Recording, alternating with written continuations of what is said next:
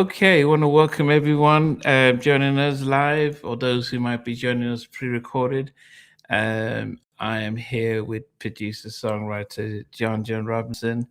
And yes, I mean, we had the halftime chat a couple of months ago, but wanted to go live and give everyone an opportunity to ask questions and talk music and everything. Um, John, how have you been since we last saw?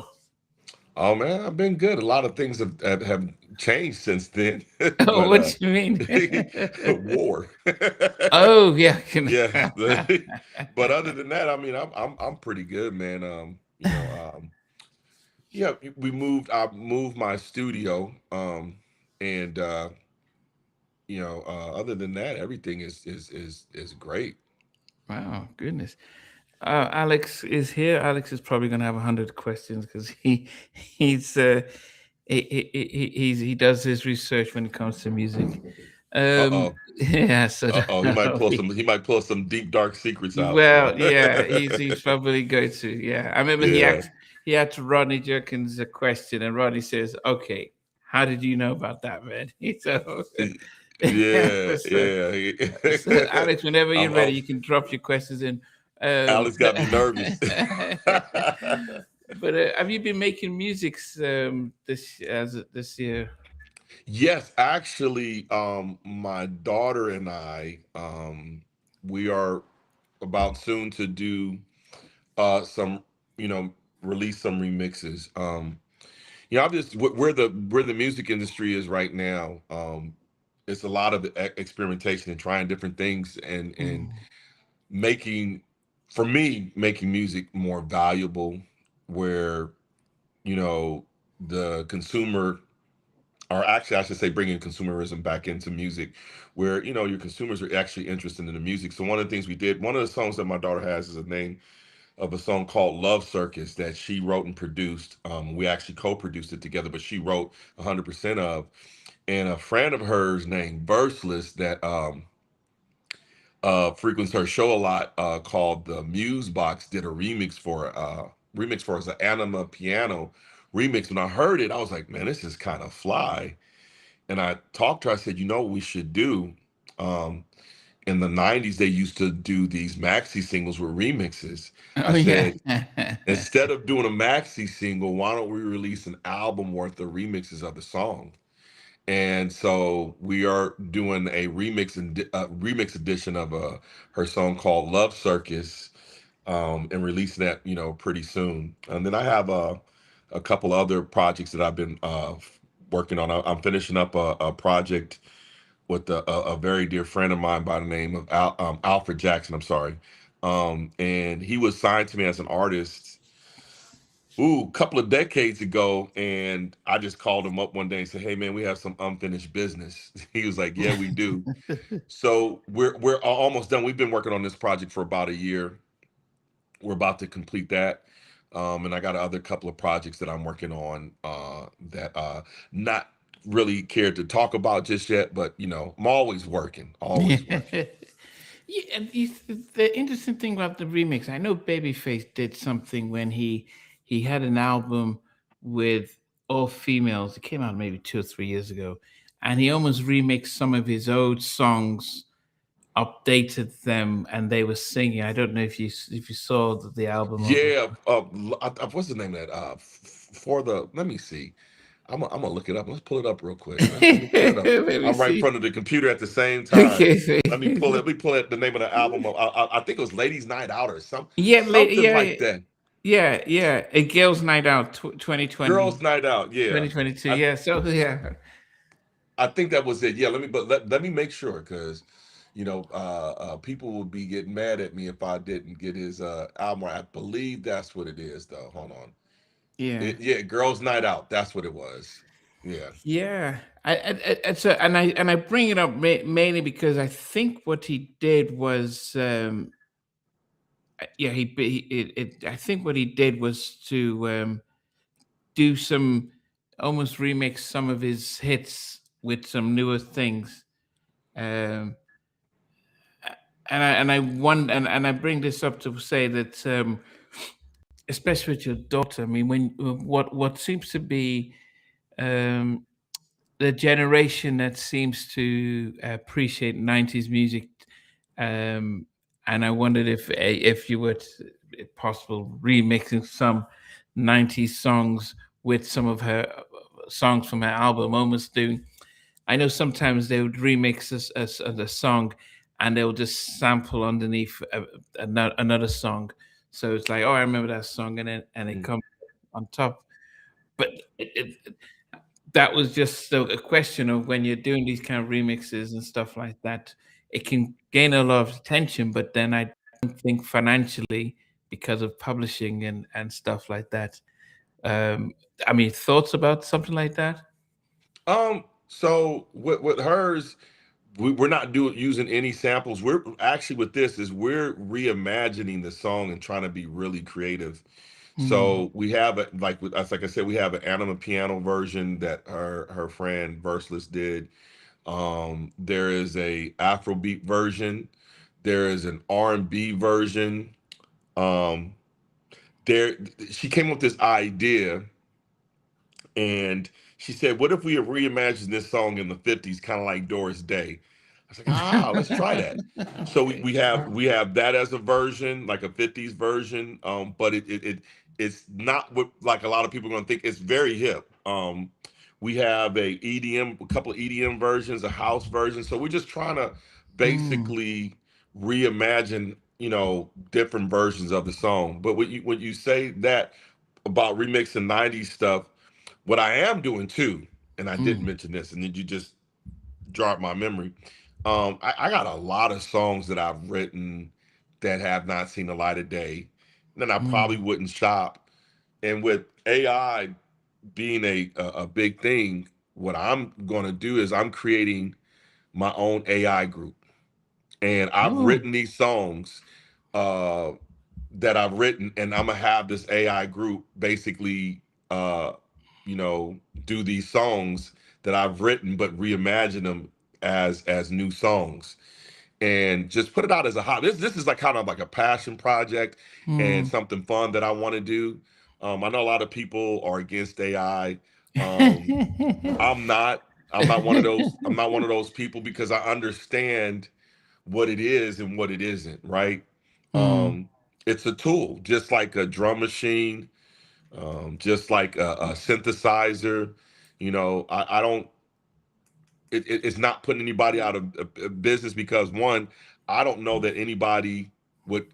And then these songs are not bad; they're great songs. I just don't know if anybody would cut them because I'm not, really trying to actively shop them. Um, mm. and I just think that people like '90s music right now, Yeah. and these are '90s songs. So like, right? Why not, put them out and exploit them, especially when it's my music. You know what I mean? Yeah, I do wonder because Sean Riviere has just released an album and of songs that he wrote and produced over the years, and Hmm. he also went down the AI, got an AI singer to perform them using Sonos. So he's already written and produced the tracks, and then he then puts it into Sono or something like that, and then it generates an AI singer Hmm. who would sing it soulfully, Hmm. and so which is something that he just released and stuff. So it's his own music and lyrics. It's just an AI voice, and I but and I do wonder if and I'm seeing a number of producers, J Dubs, and others who are just who are doing this right now, getting an AI singer and working with some of their own tracks and putting it out there. Hmm. Um, I think my question then becomes: if we get to a point where people can create AI singers and they're doing that with movies, will it become a point where I can just decide, you know what, I'm just going to create my own movie and watch it, create my own song and listen to it, and then it just becomes something where we are almost almost learning how to cook our own food and not need to go to a restaurant anymore. I that's an interesting question. I think we'll figure out a way to exploit it and kind of get around it. I think I look at it this way, and you know, I'm also a professor um, at a college or a university actually, in here in Texas, and we at last semester we had a you know conversation about it, and a lot of the students were kind of like, you know, they felt it was unethical and it was you know really bad and all these things. And one of the things I told them, I said, you have to realize this. I said, when the drum machine was invented and introduced, how do you think drummers felt? You know what I mean? Drummers felt like, oh my God, they're trying to take our jobs and do all of this stuff. Why can't they hire real drummers? I have not seen a decline in drummers, right? You know, there are more drummers now, new kids that are wanting to play drums. In fact, you know, my son has, because I'm not going to put up with like a live drum set. Just I'm a musician, but I got to have peace. I do music all day. But he has an electronic drum set, right? Mhm. And So you can use the and headphones. yeah, you could use the headphones and all of that. And then when synthesizer came out and people could start emulating basses, I still see people playing and learning how to play bass. You know, my son, he has three basses now because that's how much he practices bass. So he has three different styles of basses.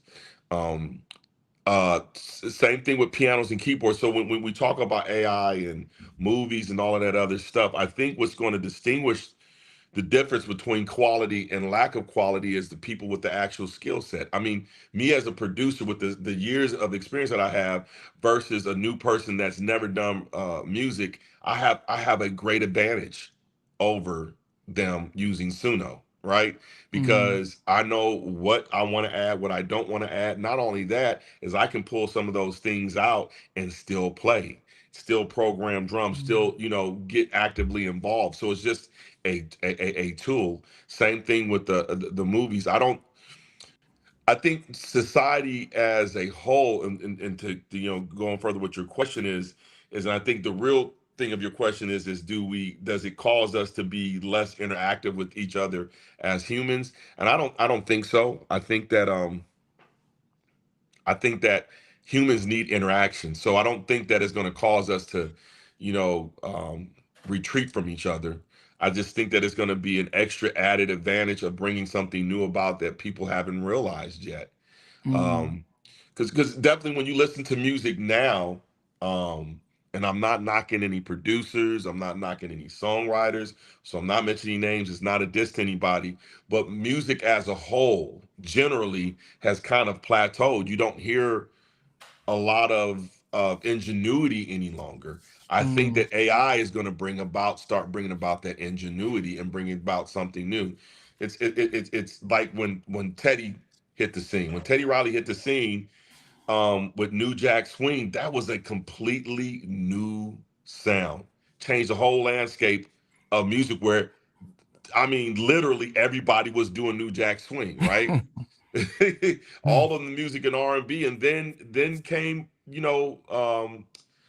Timbaland, who did something totally different than that sound. He strayed away from that sound, and it was something different than New Jack Swing. And then you had Rodney Jerkins come and do something totally different. It was innovative. I think that that's what AI is going to do. It's going to start bringing back that ingenuity, that creativeness. What about the? I always remember watching American Idol back in the early days with Randy Jackson, Simon, and Paul Mhm. Abdul. And a singer would sing, and Randy was mainly Randy, and he would always say, "Yeah, I wasn't feeling it. I didn't feel authentic." And of course, now I'm not a musical ear, so I'm just like, "Oh, he sounds wonderful." Mhm. And then he was like, "Yeah, but I didn't feel like you were connecting. You didn't really connect with us, and I didn't feel the song." And I think over the years, I've learned to understand that sense of when somebody is just singing a song or somebody is trying to communicate the lyrics through how they're singing. You know, I just watched the film Hamlet, which is going to be nominated at the Oscars. And the lead character, Jessie Buckley, she spoke a lot of things just through her eyes, you Hmm. know. And it was so her performance was so powerful, not just because she was delivering lines, but it felt like she was the character. And I've Hmm. then come to learn when I'm listening to singers, when they sing from a place where they've understood the lyrics, they know where it's coming from, and they're delivering it. That there's something beyond the singing that we're hearing. With AI, I think my challenge then becomes that level of perfection, and how do you communicate imperfection? How do you communicate that sort of connection from something that has no idea what that looks like? That I don't know that you can, and that's a valid question. I think for those of who are for those of us who I think are empathetic, are have empathy, can always feel that emotion. Mm, We can see uh the little nuances and little micro expressions and things that an mm, actor does, mm, that most people won't see. And I think for example, um there's a lot of AI on social media right now, right? mm. And I'll use this example. Benjamin Netanyahu Oh had a yeah. recent video, Okay. and one of the things that people noticed was he had six fingers. But people don't pay attention to the little subtleties when they see those things. For me, I pay attention because I don't know why I'm that way, but I think that's a very interesting question that you bring up, dealing with uh those subtleties with acting. I think it's a little bit different because we're humans, and so we know what human reaction is. Mm, Singing's a little bit different with when it regards to music, because you're just hearing, you're not seeing the expression of the face, you know and so those emotions are easy to, I think, reduplicate when you're dealing with AI. um Even with how we listen to music, I don't know if you've ever heard any singers that sound like they are singing through an AI box, not an AI box, but auto tune. Just yeah, the way that like they that do. T-Pain.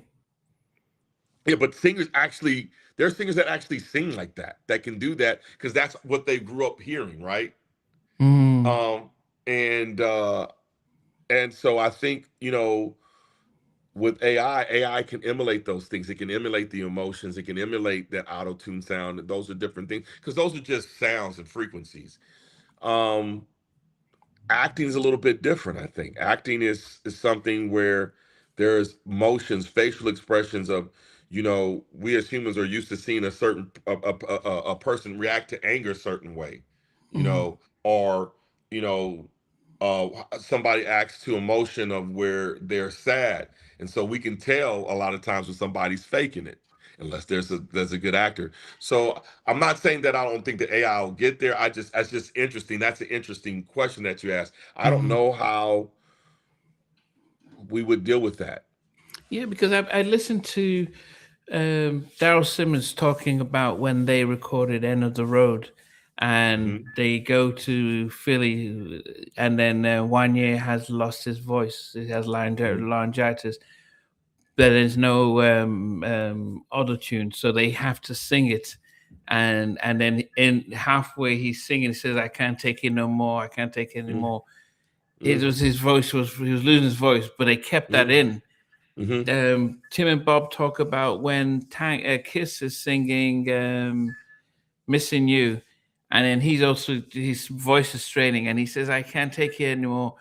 And Hmm. then Bob says, yeah, Tim says, "Yeah, we kept that, and it's in the song because it just felt like it flowed, but he was struggling." And then, but there's a way you can listen to it and think, "Oh man, I can feel the pain." And I think with AI straining for perfection, I think that as spirit people, we probably you can, we listen to Whitney, and her voice just seems to be just on another level when you listen to her on a radio, on a record, Hmm. Hmm. because it's coming from where she's singing it from a very deep place.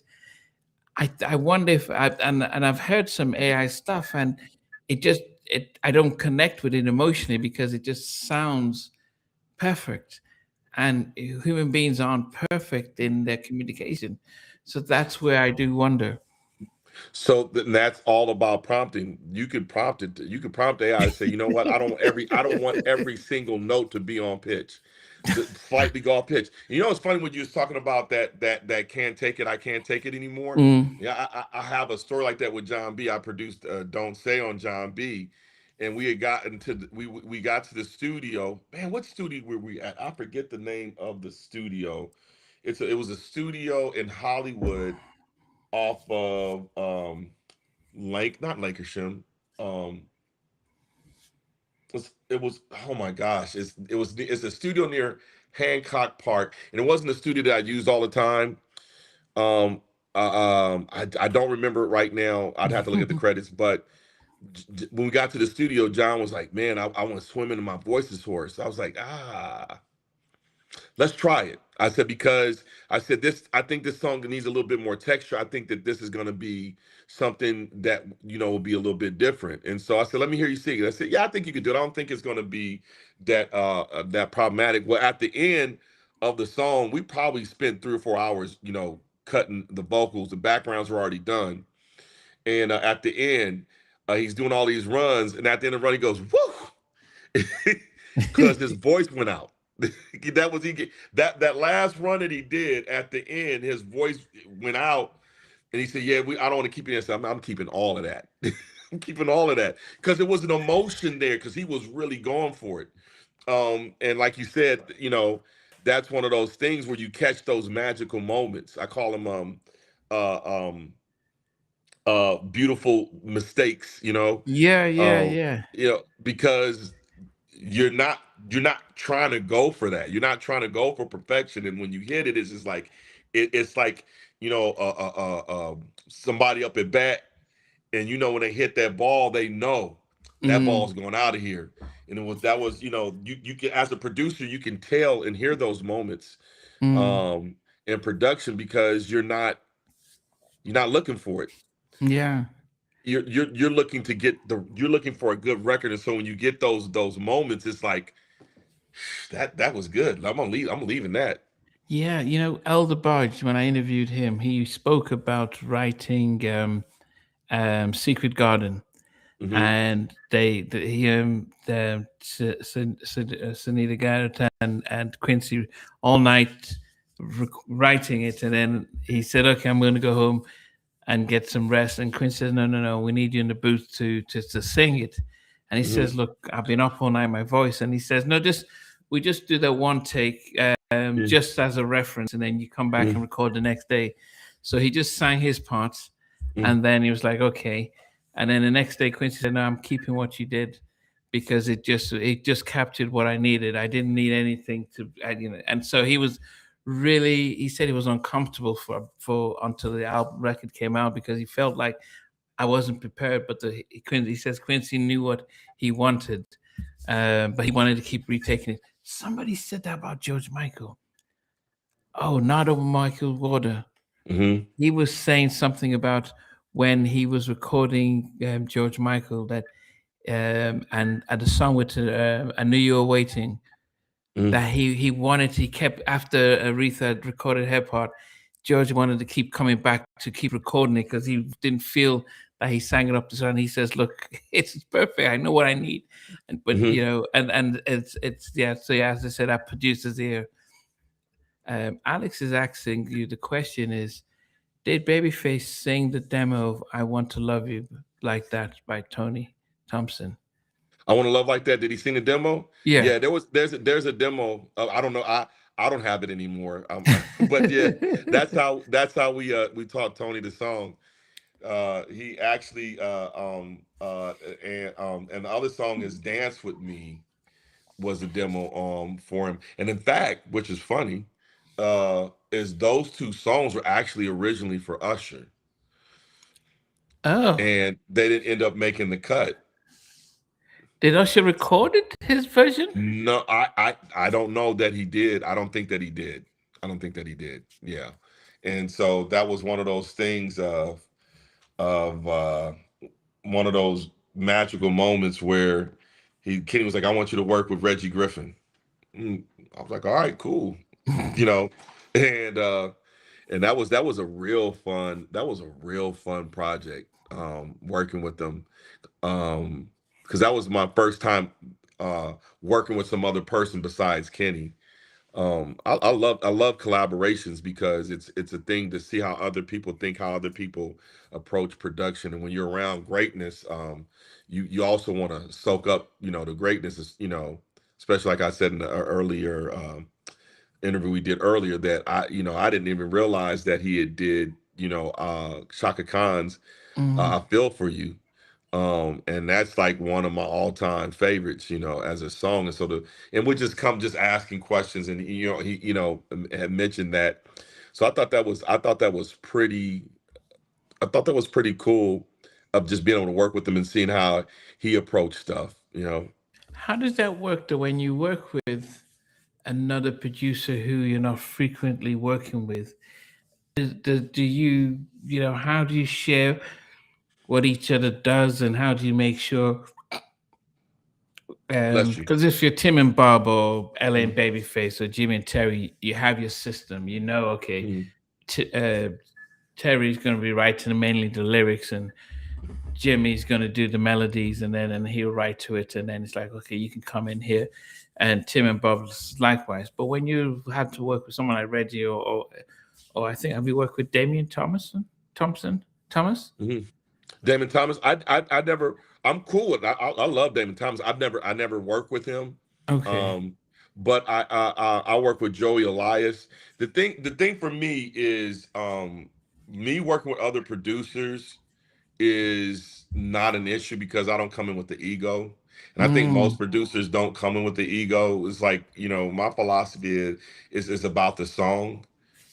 And it's interesting because my philosophy in with production has always been one of those things. If the song comes out well, then I win, right? So I never was one of those producers, and I'm not a diss to the producers now. I never felt like I needed a tag or those types of things, because for me, it's not about me. It's about the song and the artist, right? mm, The artist is the vehicle, or I should say, the song is the vehicle and the artist is driving it. um, you can't have two drivers. Um, and so that's how I've always approached production. So it's never been a difficult thing with me to work with somebody, because it's not about conceding anything. I've always mm, conceded to a song. I've always allowed the song to take the stage, and I just, I'm a custodian of making sure that it gets delivered to the masses. So mm, it's I've been fortunate enough to work with people where it's been that I've only worked with one person that was, kind of really greedy with music and publishing and production and stuff like that. And I just chose never work with them again. oh. I know people are wondering, who is that? They're not in they're not in the business anymore that I know of, so it's not even worth Yeah. mentioning. They had some success though, but it's just for me. I told you, man, I'm not about, you know bad mouthing people. It's not Mm, necessary. mm, So but yeah, that's me. If there's ego, I just choose not to work with you again. mm. A question here by Q Dog. Do you have any unreleased Babyface songs? I have a few. Yes, I do. Oh, how does that work then? Did he record a song that you wrote, and then, or how does that work? So a couple were songs that I was going to produce for other artists, and that never came out. And I just kind of keep it.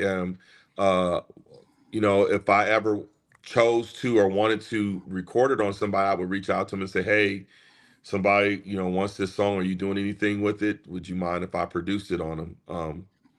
But Yeah, I have a few unreleased Babyface songs. I have a few unreleased, songs from other artists as well. Any good, well-known ones that we know? I have an unreleased song with Lady Gaga. Wow. Um, I have an unreleased song with Pink. Okay. A, a unreleased song with Fergie. They both actually Wow. sang the same song. I have an unreleased song with Casey and JoJo when I was working on them with that album. Um, and the song is actually it's pretty dope. We were just in the studio after messing around and on the spot created the song. And then they wrote the song, and like we did it the song I think in about 45 minutes. And this is before Wow. Pro Tools and all of that other stuff. We had to we used basically I had the MP came out, recorded it, and it just it didn't fit the album, but it was a fun song. Wow. I mean, okay, Yeah. but I'll get back to us. Um, what's Montel says? Do you like recording with tape or digital? Oh man. Hold on. Excuse me. Um,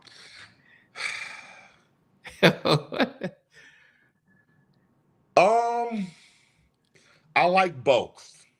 I like both. I actually I like the sound of recording with tape.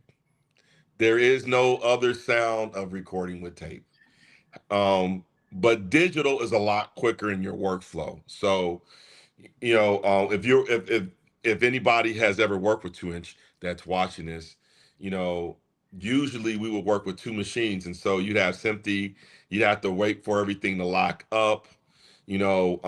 When you're recording backgrounds, you have to basically, um, if my B section is going to be the same, then I would basically I would just max out the B sections as big as I could, and then I would pull back on the different versions of them. So if it's the first B section, I pull it back and kind of play around with how I wanted it, and then I let it build some more on the second B section. But I would record everything at once. Same thing with hooks. You would record all of your stuff with at the same time, and then you fly it in different spaces with when you're dealing with digital, it's just real simple, right? There's no mathematics involved in anything or anything like that.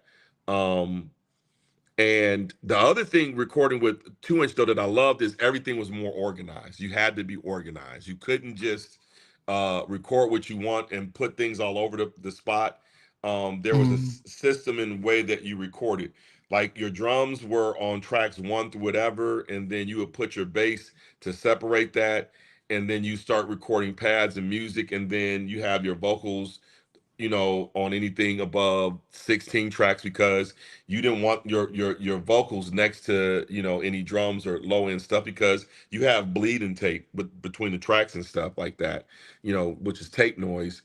um and so that's the thing I do love about recording with 2 inches. It gave me structure on how I record now today. I'm very meticulous in labeling everything.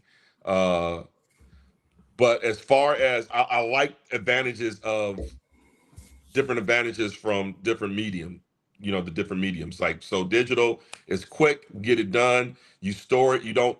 The sound doesn't degrade any. mm, From traveling or anything. You don't have to worry about losing stuff. You can keep backing it up. So if a drive fails, you have a backup copy. With 2 inch, you have to worry about over a period of time of uh, just sitting there. If it's not in the proper environment, it degrades. mm. And also when you're flying, each time you fly something, it's the sound is degraded. As Okay. well. So um, but I do love the sound of 2 inch. I wish not only that, I heard DJ Quick say this once, and it was like, yeah, that's it. The other thing I miss about 2 inch is tape is magnetic, right? And tape works off of frequencies. The frequencies is how it gets on those, how it interacts with those magnets, right?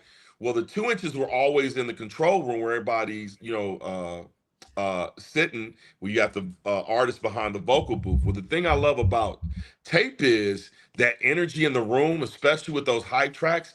That tape is getting that energy from the people. It's being recorded, right? Hmm. Um, if there was a way that we could figure out how to get energy onto, digital recordings, I mean, then I wouldn't miss tape at all. Okay.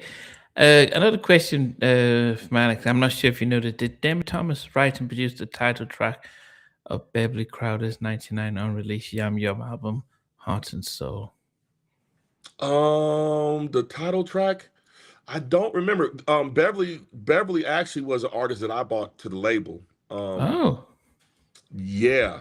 Um, this guy by the name of Keith Quiller, um, sent me in a demo, and I was doing A&R for Yab Yum at the time, and Kenny's nephew, Jason Edmonds, was working with me. I bought him on, because I wanted some help listening through all the music and stuff. Because there really wasn't a staff up there. It was just Michael Tracy, and that was it. And Curtis Tucker at the time. But she ended up leaving, going to Dr. Dre's Aftermath. Um, so we had this tape, this demo that comes in, and I'm laughing because it's kind of funny. It's basically a karaoke demo, and so I'm looking at Jason like, nah, and Jason's like, no, no, no, let's at least hear how she sound, right? Or he sounds. It had her name on there. I was like, all right, cool, let's do this. And when she sang, we both looked at each other again, and our mouth dropped. We was like, oh, hold on. We ran straight in and walked into Tracy's. We didn't even knock on the door. We walked in her office and said, Tracy, I don't care what you're doing right now. Stop what you're doing. Because I'm about to ruin Nom's teasing right there. I'm gonna Stop what you say, but did. Humpty stop Dance. what you're doing. Yeah, we need to play you something. And I put the tape on, and I said, and before I played, I said, don't pay attention to the karaoke. Just listen to the singer come on.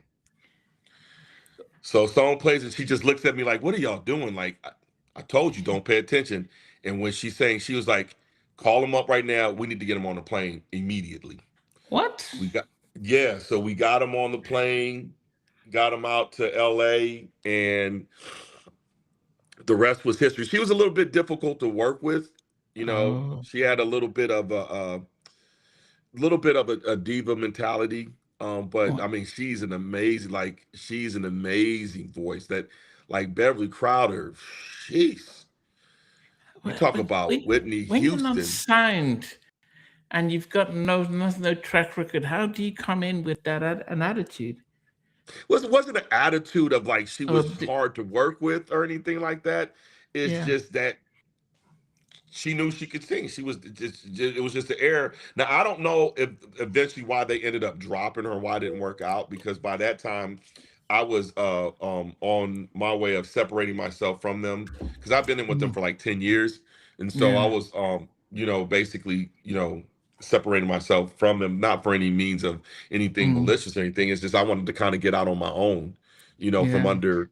I kind of felt like always being under, Babyface, I was always going to be considered a Babyface clone, and there was so much more about me as a producer that people didn't know about me. Other, Mm.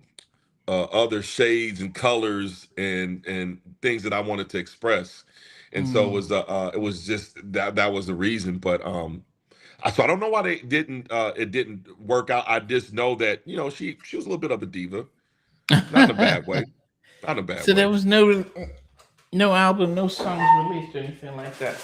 No, she did. Kenny did a MTV thing, and she sang on that. I know she did that, and they were about to release it, but I just don't know what happened after that. I was out of the loop by that time. Okay. Yeah. Uh, Q Dog asked again, who is your all-time favorite artist to work with?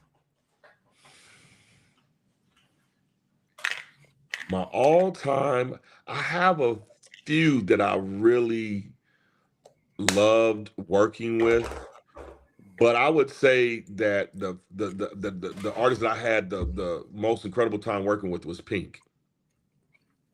Oh, Pink is an incredible vocalist. She's an incredible singer.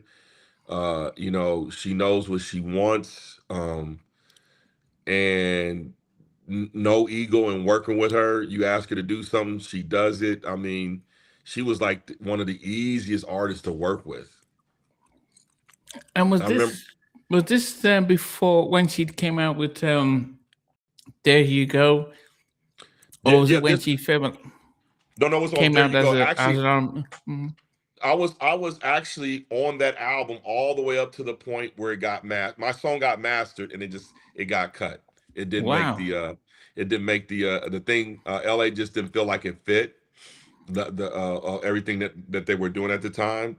But she still gave me, credit on if you look on the credits of the album, she gave me a shout out, which I thought was kind of cool.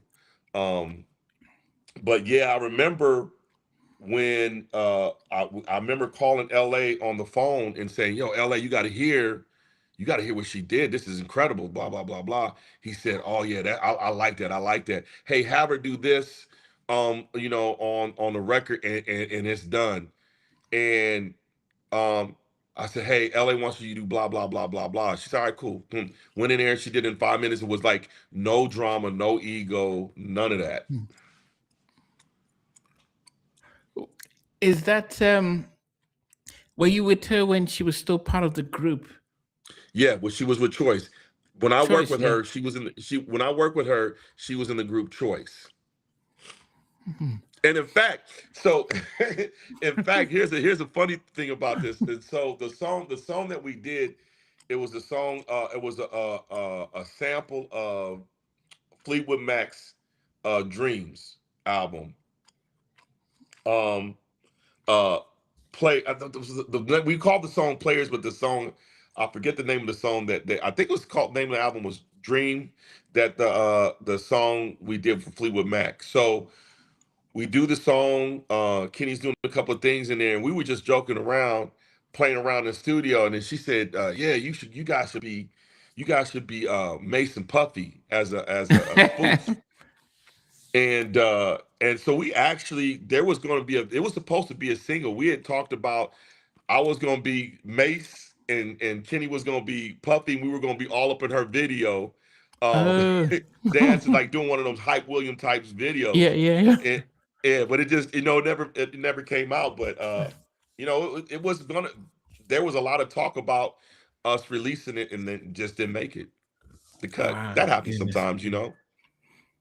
Following that, because I did you and Daryl Simmons have any songs together? No, no, I never worked with Daryl Simmons because at that time, that was when Kenny and LA had broke up. Daryl and Kenny were always been great friends, but Mm. they weren't working as much. And I don't know if it was because LA and Kenny broke up or what happened. So I don't know any of the inner workings of that. But I knew Daryl really well, and I was going to work with Daryl um, on his girl group at the time that he had signed, which later became Destiny Destiny's Child. Child. Yeah, so I think they were called Girl Talk at the time, and Mm. he wanted me to do some stuff for them. Okay, Yeah, okay. Yeah, I've had Daryl twice, and the first time he did say that when Kenny broke up with LA, he was about to go and do the Wait to Exhale. He told Daryl that he wants to test himself because every if especially after breaking up with LA, he wanted to see how well he could do it on himself, and if Daryl is a part of that, they'll still say the sound. He's still part of the sound.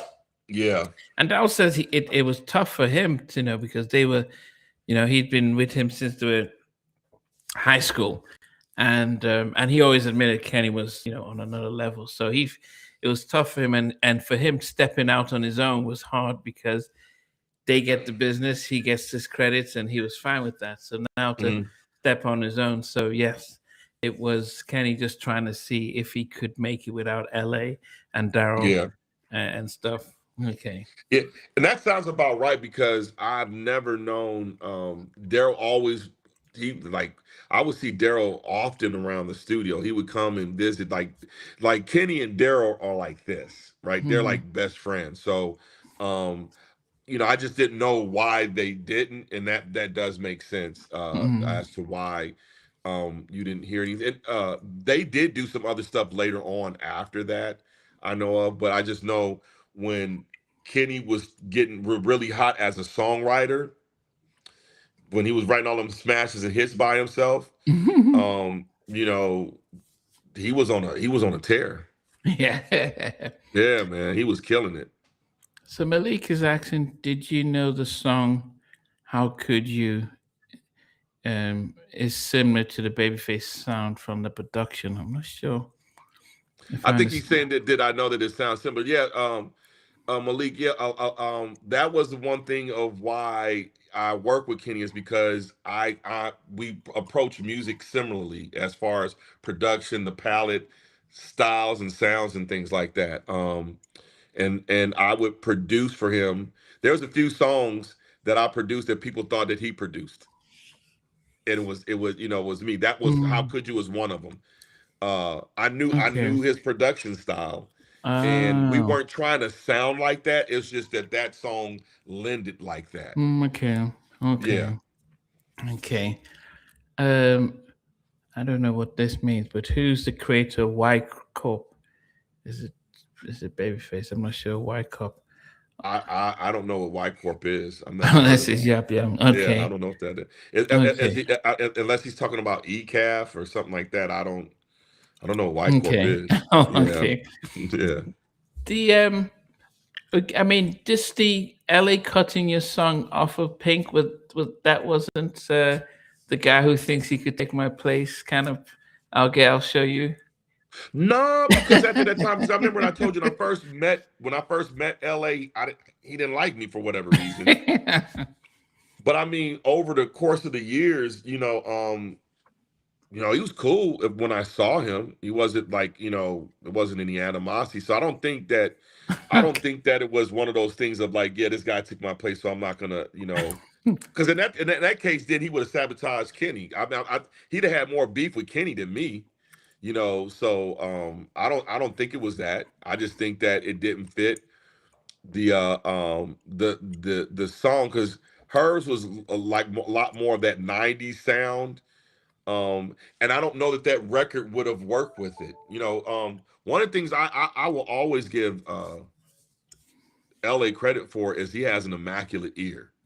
Mhm. His ear is incredible, and so I think his judgment was correct. It was the correct call in not putting that on the album because of the fact that her album did really well. It went gold, especially for a white girl at that time doing R&B, because nobody had done anything like that since Tina Marie.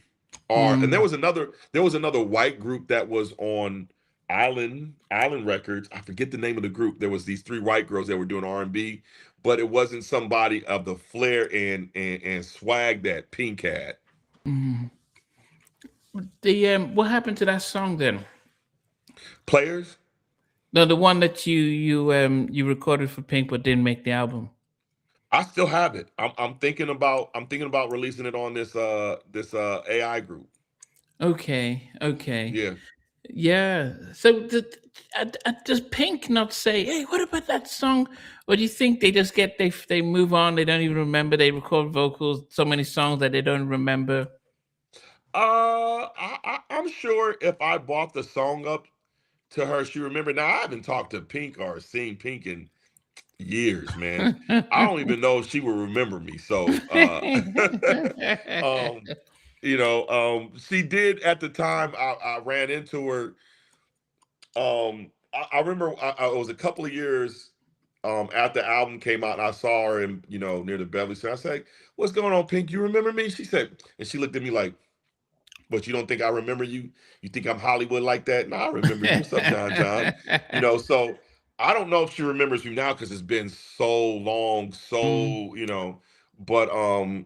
but I think the only reason why it hasn't been released too is about getting sample clearance because it's mm. it has it's an interpolation of another song, so I'm just vacillating on whether or not I want to pay for that because um I don't know how much it's going to cost. Like Okay. if it's a $10,000 gig, for me to release it, I don't think I'm gonna do it. But then, if you use Suno, are you able to say take away the interpolation and give it a new vibe? Or how does that Well, work? no, because the hook is the interpolation. Players Ah, only love you when they playing. Um, uh, let me. I forgot the hook of the song. Let me pull it up. Let me pull it up while we're doing. I'm gonna pull up the song and see if I can find their version of it. But the hook we basically kept the same hook and then basically the same melody, the same feel of the song. It just sounded like a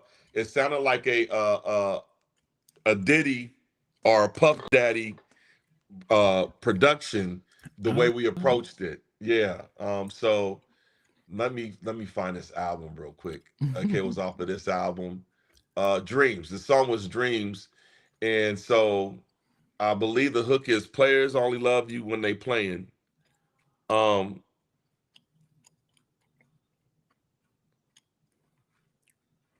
woman, they will come and they will go.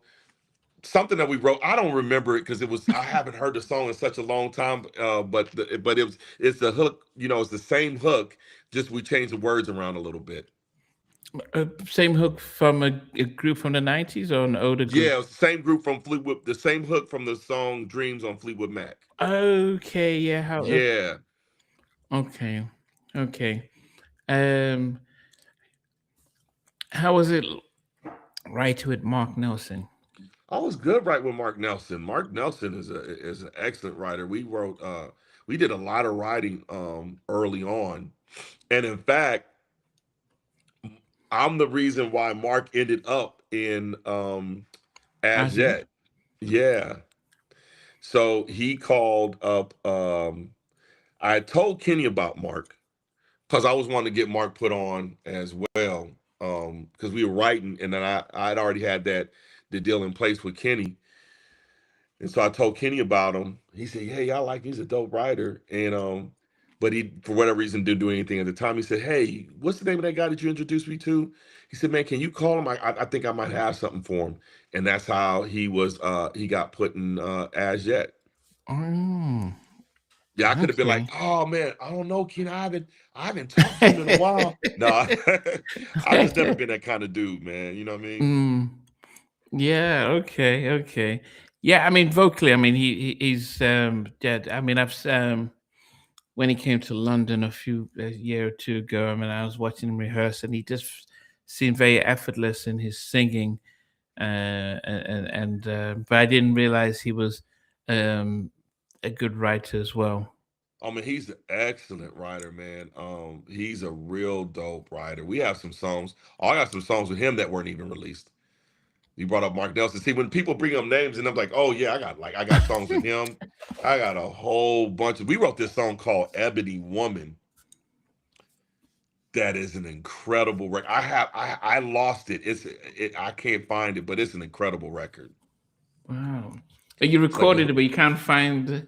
he recorded we actually recorded up at MCA Records at the time had a studio in the basement and we recorded at that studio in the basement and the song the hook goes there's nothing like an ebony woman and it was just the song is incredible. We had a couple people bite but no no real takers. You know how it is in this game. It's basically chance and opportunity. So uh, man, that was an amazing song. I'm just thinking about it now. I'm like, oh my god, I can't believe that nobody cut that one. Wow, goodness. I know he just, I spoke to him, what, maybe Tuesday or Wednesday. Hmm. and yeah, he's looking to try and release some new music and stuff. So yeah, it's yeah, it's definitely a very good voice and stuff. Yeah, Uh, we've talked about linking up and doing some more work again. So there'd be a good chance that I might end up on that project with them. okay, Yeah. okay. Um, what was it like then? I mean, I think, which were the legends that you work with that you were starstruck? The only person that I was really starstruck with that I worked, two of them, Gladys Knight and Diana Ross. You know, because they were bigger than life to me because I had known about them since I known about music. So, Mhm, since I can remember back to 4, 5, 4, 3 years old, I mhm, remember looking at albums with them on there. And at the time, I was like, oh my gosh, these people are like, who are these people? As a kid, they're on albums and you see them on TV. And mhm, then you find yourself in the same room and they're talking to you. you know um but because I was in the situation where I had to have a job done, it only went basically to a certain aspect of like starstruck. I was like, oh my gosh, it's so nice to meet you. mhm. My gosh, I've been listening to your music since I've been knee high. But now the celebrity that I did meet, I met one person and I fanned out on him, was Jackie Chan. Oh wow! I, I fanned out on Jackie Chan. I got off, bruh. I got shy. I got nervous because Jackie Chan was from Kung Fu Theater. I don't know if you watched Kung Fu Theater growing up, but in America, like on Sundays on I believe it was Channel 5, they would show Kung Fu Theater where they would show martial arts movies. And I just used to love the Jackie Chan movies because he had a Oh, yeah. very good comedic. I mean, okay, but I haven't seen Kung Fu Theater, but I've seen some of the films that he did back in when he was in Hong Kong, dubbed in Yeah, English, and yeah, he yeah, had yeah, yeah he had a very good comedic sense, right? And yeah, yeah, so yeah, and we always knew he did his own stunts. So you're watching, knowing, yeah, yeah, yeah. yeah, man, that's what I meant. I was with my wife. I was like, man, that's Jackie Chan. Oh my God, that's Jackie Chan. And then I realized I'm in Beverly Center saying that's Jackie Chan. I was like, oh, let me catch myself. And is it that you walked past him, or was it? Oh, So in the Beverly Center, before they remodeled it on the third floor, they had some type of furniture store on the top level. And so we're walking in and he's walking to it at the same time and he's standing there talking to somebody. And I'm like about like 15 feet and I realize who it is. I was like, oh my God, and he's laughing at me oh, while I'm he saying, heard oh my you. God, he heard me. Yeah, he heard me. He's laughing at me while I said it. Um, and so I caught myself and I was like, oh man, I was embarrassed because like I caught myself, I fanned out. And I'm like, man, I know celebrities all over the place and I'm fanning out. But but it was just because of childhood memory, you know what I Yeah, mean? yeah, So yeah, yeah. with Dinah Ross and Gladys Knight, they were just both just great people to work with. They were pleasant. Um I didn't have any problems. I do remember though, working with Diana got mad at me Oh, because so when I first met her, I just said, you know what? I just want to get this out the way because I don't want to, have this be a thing. I've heard so many different rumors, and I know that you're not this type of person. But one of the biggest rumors that I heard is that you want to be addressed a certain way. So I want to be respectful. How would you like me to address you? And she said, baby, you call me whatever you want. Just don't call me Diana. I was like, all right, Diana. Uh, oh, as um, a joke. no, no, no, no, no. She said, don't call her Diane. So I said, okay, Diana. Because Okay, yeah, she'll yeah. answer to that. And she started laughing. But anyway, we were working on the song. And one of the things I remembered about working with her is she's a dedicated mother. Like every night at the same time at 6 o'clock, she'd be like, hey, I got to go take care of my babies. I'm going to be back at 9. And so that was we would work from about 2 to 6. She come back in and then we work from about 9 to 11, 12, and we finish up, the day or whatever. But in this particular song that we were working on, um, the song was in a higher key. And so I should have checked it at that point, but I didn't. Most of the time, I just don't know why I even checked the key. We got to a part and she just couldn't do it. And I said, ooh, boy, we might have to recut this. We might have to retrack it. She said, no. You could just VSOP the track. Very set, offset the speed. You know what I mean? So, Okay. And so I'm looking at my engineer and I said, hey, if we, I said, hold on a second. And I went to her, I said, hey, if I slow this down and we speed it back up, is she gonna sound like a chipmunk? He's like, on this, yeah, most definitely. I said, yeah, that's not a good idea. And like, she said, I've been doing this all of my life. Sometimes you do that. I said, yeah, but the problem is the amount of semitones that we have to, slow this song down to. Is when we raise it back up, you're gonna sound like a chipmunk, and we can't do that.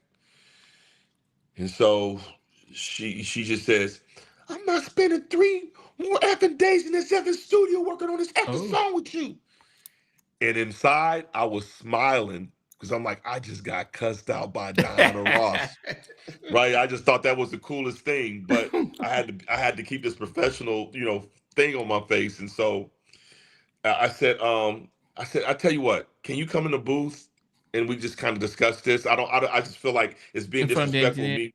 Yeah, no, talking through a booth, him keep pushing Oh, the yeah. button. Yeah, Okay, so I said, okay. yeah, just come into the control room. So the engineer is getting up to leave. I say, no, I need you here. I need a witness, bro. Like you, you my safety net. Don't leave. Yeah. And so she comes in. Now, interestingly enough, uh, my dad came the night before to visit us. Um, and he just, wanted to sit on the session and just hang out. Me and my dad, we were best friends. And so he would just hang out at any session. Come down from San Diego, come up and hang out with me. And so he says, hey, I got to go home, got to head back. He said, here, I'm gonna holler at you for a second. So he takes me out in the hallway. And this is before Edmonds Entertainment. This is at where Yab Yum used to be, but it used to be a studio called Lion Share. So if anybody knows the studio Lion Share, where there's this old facility, so he's out in the hallway. He said, now listen, when she yells at you or goes off on you, he said, Dad, you seen it? She been cool. You talking? He said, shh. When she goes off and yells at you, here's what I want you to do. I want you to talk very softly. And I was like, Dad, you see her? She's been. He said, listen to me. Oh, you seen that she's been what?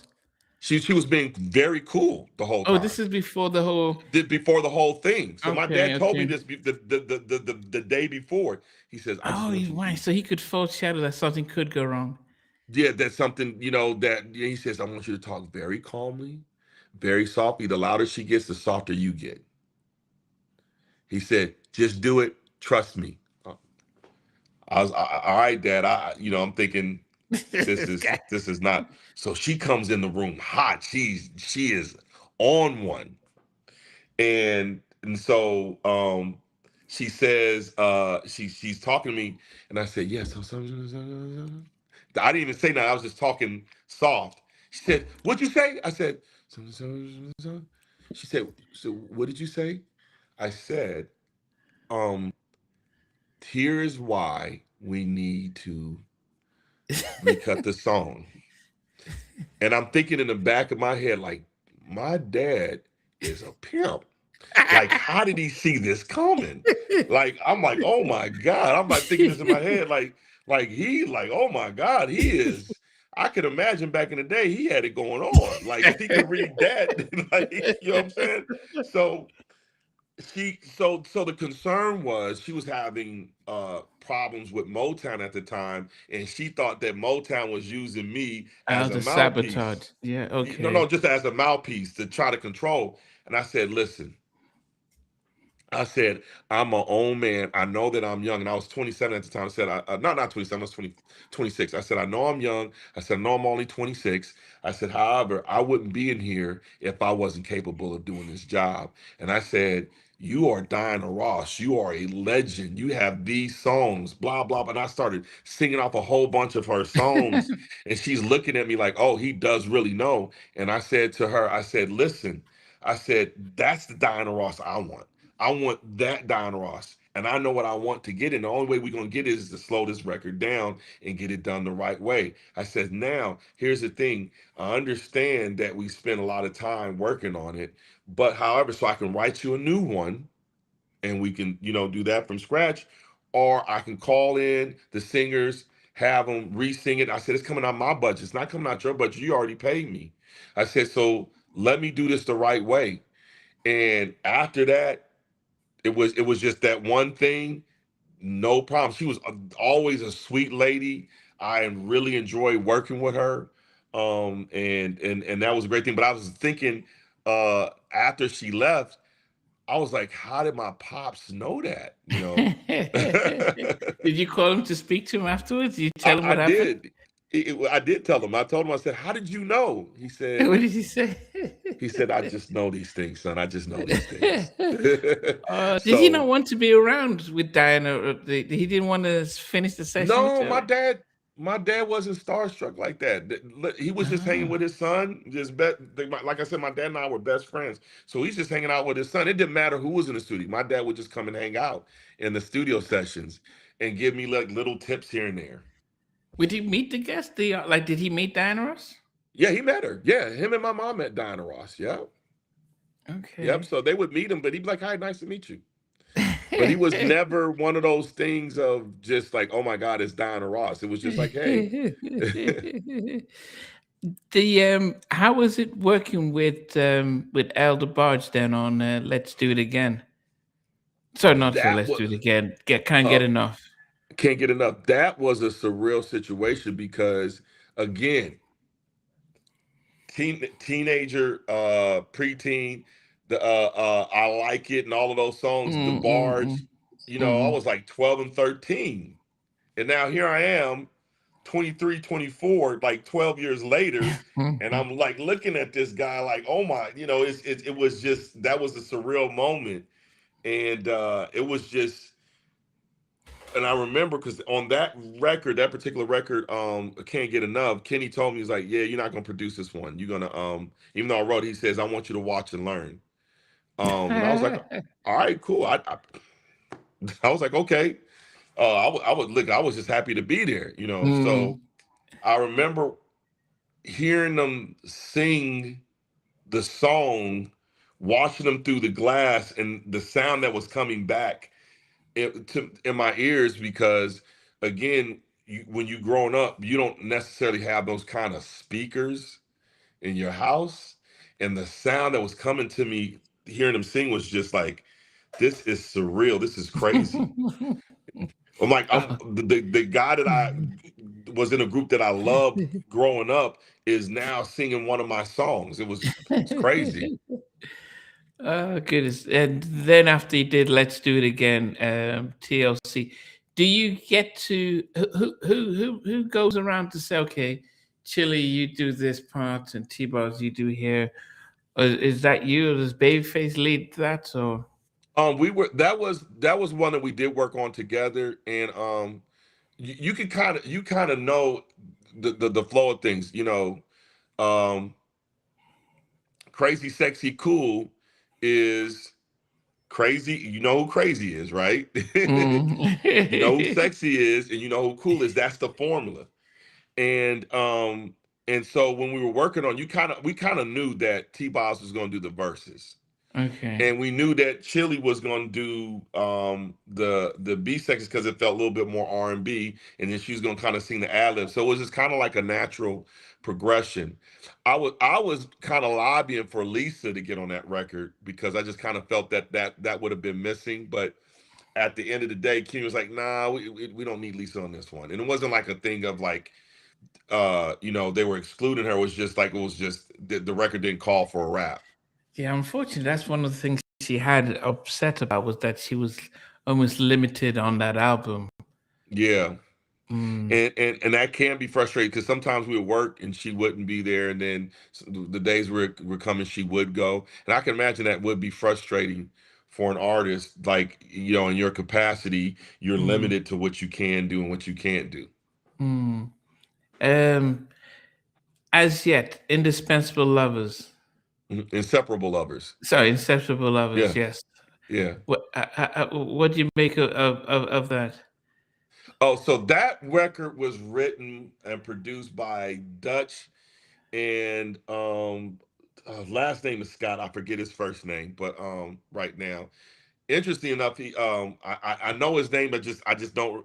And this is really embarrassing for me because it's actually he's actually my cousin's father. So he dated my cousin. They had a child, which is my cousin. So I'm just drawing a blank right now. But Dutch produced that. Dutch produced We Be Clubbing by Ice Cube. So Kenny wanted me to produce the record because Kenny knew that I knew what he wanted. And so basically, I just kind of made sure that they sang things the right way that I knew Kenny wanted it. And I remember this is one of the times me and Mark got in a argument, kind of like a tiff, and it was just like a lot of bravado. And I was just like, "Hey, listen, look, y'all want the song on the record. This is what Kenny want." And Mark was like, "I know what Kenny want." I was like, um, "This is what Kenny's want. If Kenny wanted you to do it, you would be here. Kenny asked me to do it, right?" And so I said, "You know what? I'll see y'all later. Don't make no difference to me." And Dutch was like, "Hold up. Hey, John, sit down. Sit down. I don't know if you've ever met Dutch, and if you haven't never interviewed him, you got to interview him. He's like, he's a great guy." So he said, "Listen," he told Mark, he said, "This is my opportunity. You ain't gonna mess this up for me now. He said, get your ass in the booth and sing and say, all right, John, go ahead. All right, Mark, I just need you to do this, this, this, and this." It took us 3 minutes. I said, "All right, y'all have a nice day." And that was it. That was it. But that was Uh, that. I mean, and I understand. Like it wasn't no big beef for me because me and Mark are cool. But it was like we yeah. got in an argument because, he was expressing his production skills, but I was like, that's not needed right now. This is what Kenny wants. It's real simple. Let's just get it done. I was upset when with Sean we went through the all the songs on the album, and I was very upset because it's a really really good album, but it didn't do as well as it should have done. It felt as if I mean, it should have been a triple, quadruple platinum album, but Now, if you're asking if that was sabotaged, quite possibly. yeah, Because that was during the time when there was a lot of beef between LA and Kenny. That was right at the time when they separated. yeah, that should have been a quadruple platinum album. That album is an amazing album, and Kenny Terry, oh my God, mm, one of the best tenors out there since David Ruffin. Like Kenny Terry is wow, incredible, man. yeah, yeah. Yeah, he's an incredible singer. We don't have any more questions. Yeah, no. Well, yeah, no. Monza was just saying Dana Ross cursed John out in the studio. Just following up with that. Okay, Um, yeah. the other one that we see here is the track that you did with No More Fighting. With Tevin With Campbell. Yeah. What was that? I mean, was this has he already did the breakthrough? Can we talk? This is after Can We Talk and all that. So this is for a movie that Shaq did. Oh, Steel. That Steel. Okay. yeah, still movie flopped. Horrible movie.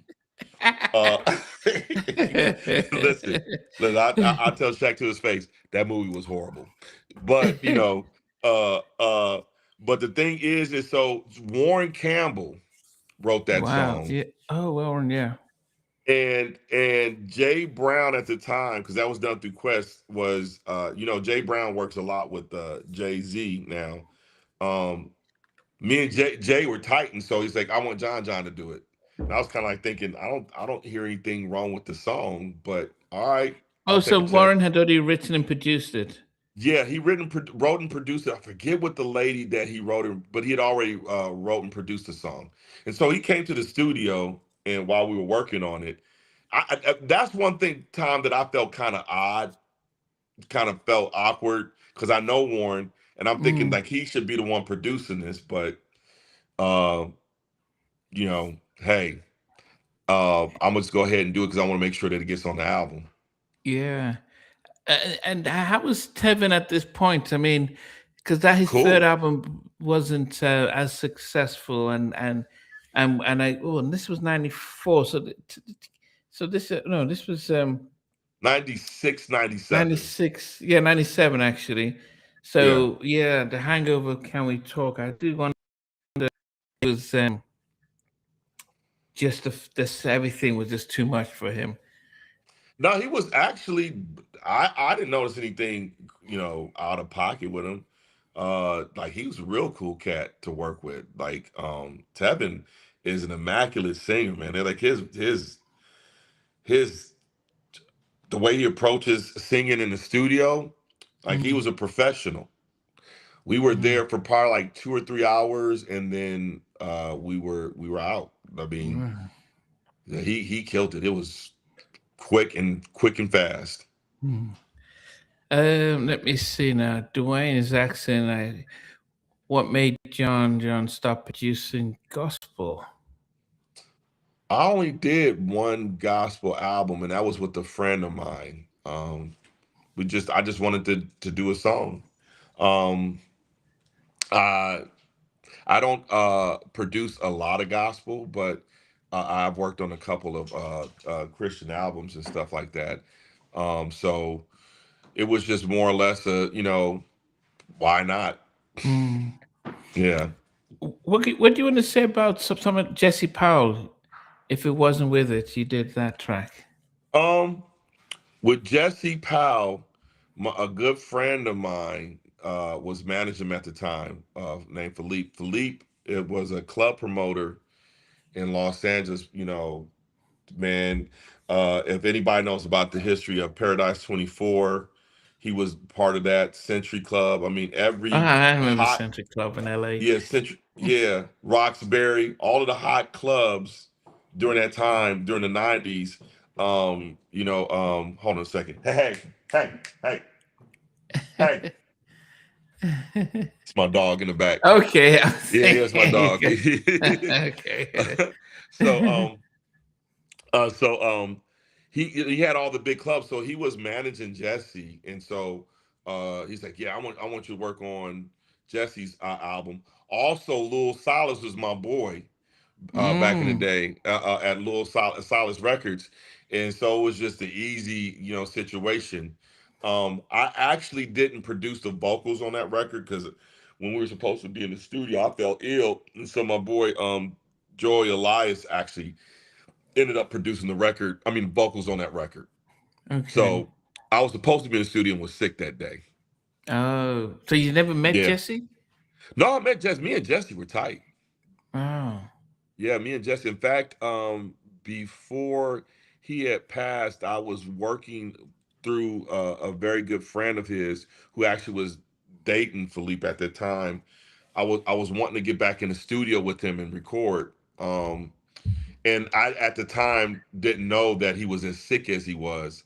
They just said, yeah, he's Ah. sick. And once, she said once he's sick, once he gets over this, then you guys, I'll have him reach out and stuff like that. But with I think it was like 2 to 3 weeks later he had passed. So I don't Oh, think that she wanted to let me know that he was as mm, sick as he was. But wow. yeah, me and Jesse were really cool, real cool cat. So I've got free from Entouch. Please let Jon know that I studied his work and I have a real appreciation for what he does. Oh man, I appreciate that.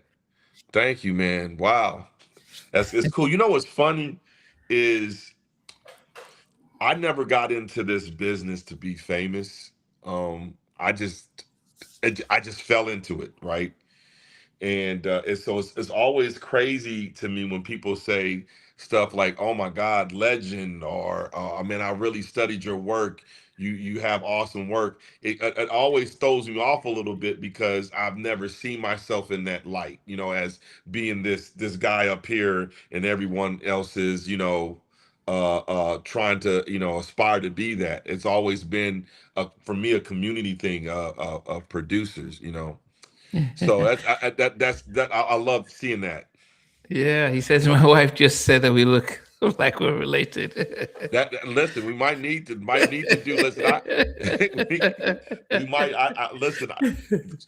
I did a DNA test not too long ago because I've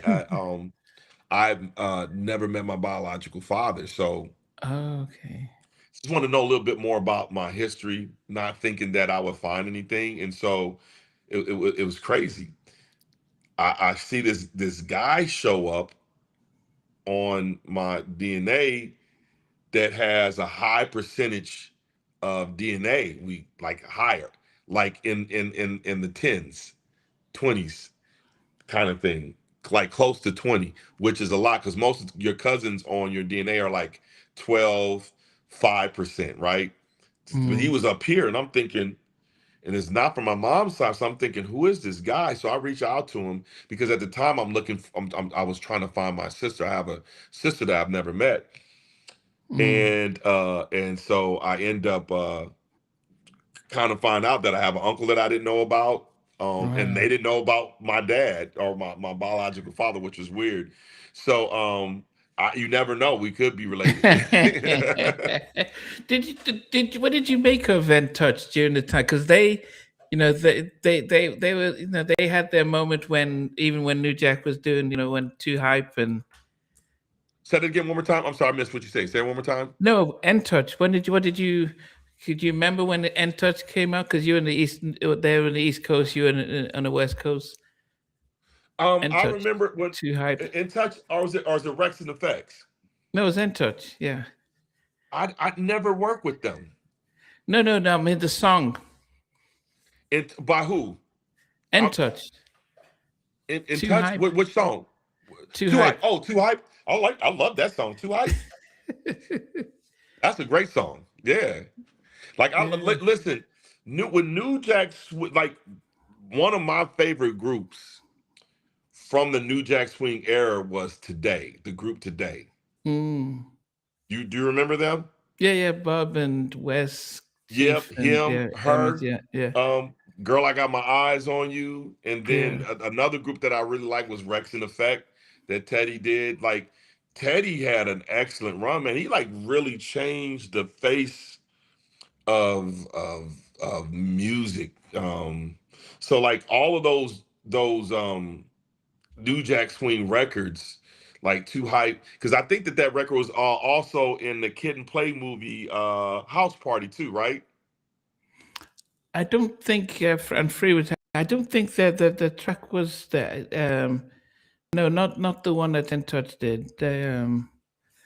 I think Kinplay had their own ain't too no Full Force had ain't my type of hype or something like that. Might be that I might be getting my songs confused then. Yeah. And that Mm, happens when yeah. you've been in the business Yeah, and heard yeah, as yeah, much yeah, music as yeah, we've heard. yeah, yeah. And the other person here was what a soundtrack that I of a movie that was really strange. It was called Have Plenty, but he worked with Changing Y- Faces. yes, yes. That that was a fun record to do. What That I've was a been fun missing. record to do. Yeah, what I've been missing. Yeah, that was a um I don't even know how that song came about. Um because I used to do a lot of writing by myself because I, tried to do my Babyface thing and write by myself. I just didn't like writing by myself. I like collaborating with others. But that was one of the songs that I written, and people liked the song, and they ended up cutting it. They were a really fun group to work with. Mm, Really easy. And if my memory serves me correct, I think we cut that one at my home studio. mm, If I think that we did, and then we finished it up in New York. wow. Yeah, Yeah. I've had Cassandra Lucas. Yeah, lovely lady. The There's a track here with Tamir, so young. Yes. I Okay. think Now vocally you guys she's have done some homework. vocally. I think Tamir is probably one of my top three favorite female vocalists. Mhm. She has a very distinctive voice when she sings. Um, her debut single, "You Put a Move in My Heart," was written by Mhm. Rod Temperton, produced by Quincy Jones, the two people who did my all-time favorite song, Mhm. um, "The Lady in My Life." How Mhm. was it like working with Tamir? Oh, she was another person that was really fun to work. I love the velvety softness of her voice. Mm. Her voice was velvet and soft, but still had power. Yeah, yeah, And yeah, um, yeah. and we were working, and I remember saying to me, she's like, John, I'm not one of them. I don't do runs. I don't do all that. I didn't, and I was like, no, all you gotta do is just do you. We gonna be cool.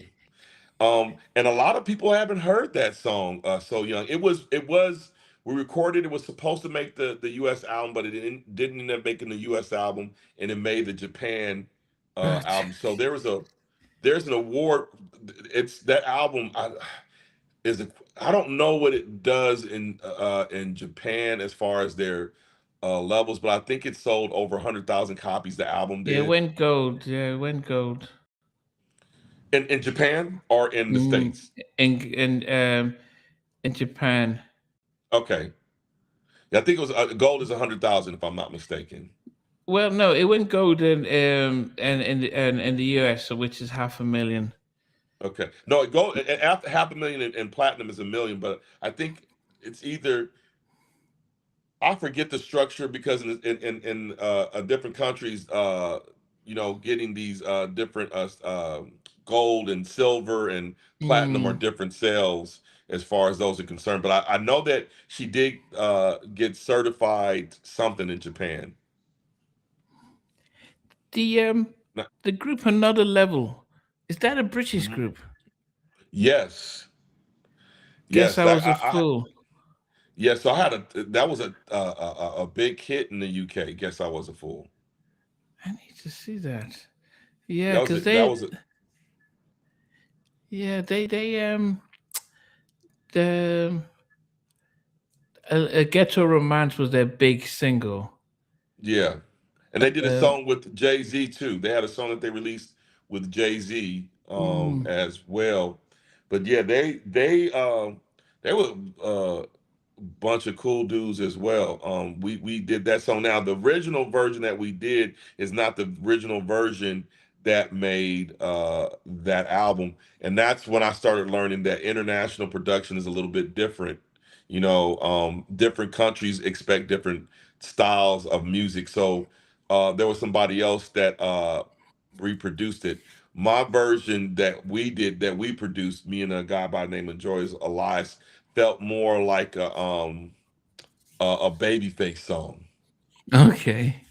And so they went there, they got the vocal production that they wanted, and then they went and rechanged the track, put like live strings and orchestra and all of that Okay. stuff on there. Yeah. Okay. Okay. Now, yeah. Thanks, Ezekiel. Yeah, Ghetto Romance was Damaged, not Another Level. Yeah, Yeah. I just got that last. Okay.